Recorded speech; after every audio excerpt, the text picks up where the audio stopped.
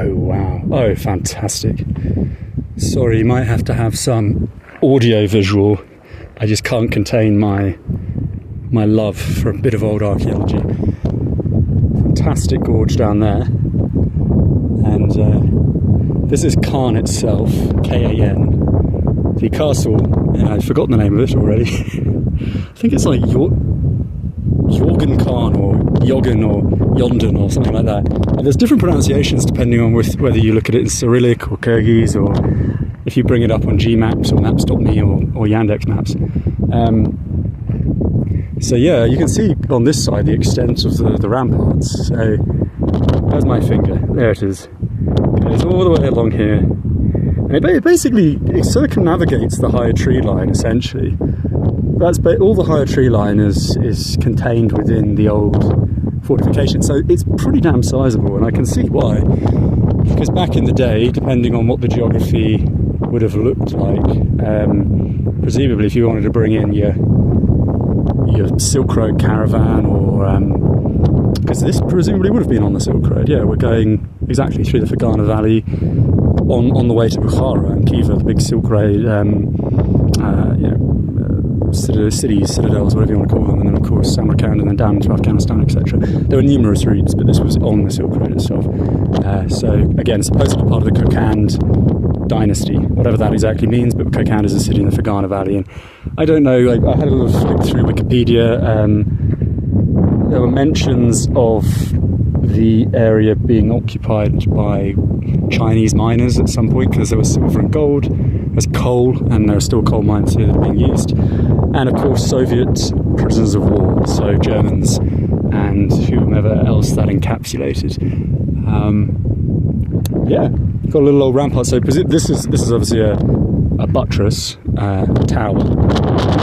Those terms, I guess, interchangeable. And well, actually no, buttress is the base of a tower, right? I'm not entirely sure. Where the electric line goes, there would have been one there as well. And yeah, it's all just made of mud. I mean, that's what it looks like. It depends on what your perspective on history is, because I personally think, as I've stated many times, and I won't bore the ones that have watched this before, I'm not going to go on a rant, but I think it's all farcical and fictional, what they teach and tell you. You know, a couple of 25-year-old blondes, excuse my joke, but this is frankly what it is, who are supposedly archaeologists or some old grumpy men with sideburns. Do you think they have even the number of archaeologists in the world at present, alongside the technology of the day, to even scrape away at a percentile of what's existing in one European country, let alone all of these areas of the world, who just don't have archaeological institutes? And if they did, it wouldn't be any more feasible.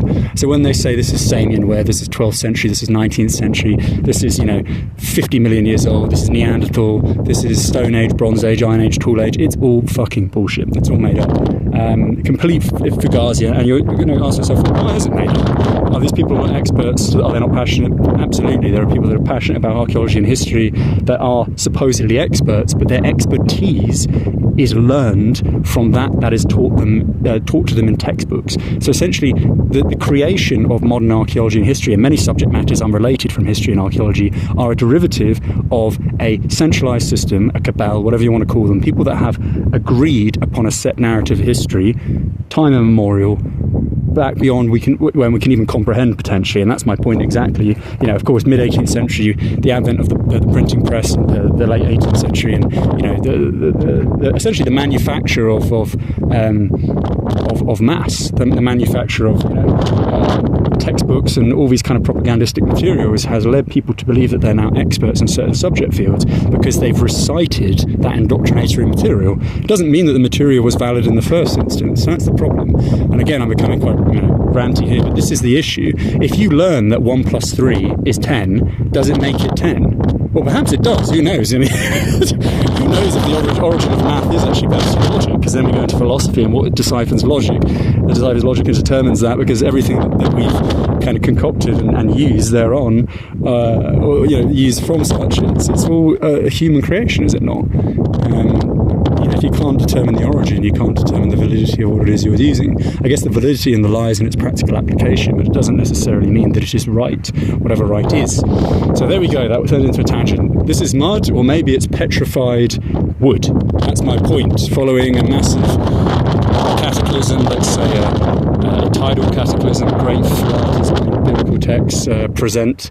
And actually this was all solid organic matter, and it has been eroded away by salts and other mineral particles, perhaps underwater, for hundreds of years, maybe thousands, probably not millions, and now we're left with what is mud.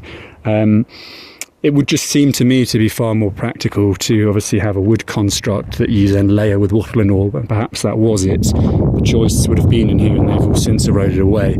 And of course, people didn't necessarily believe that they were constructing things out of mud that would last for hundreds of thousands of years. It was intended to defend at a point in time that they were alive to be a part of. They were there to be a part of, let's say. I can't stop talking. I think I have a problem. I'll leave it there. Move on to the next stage.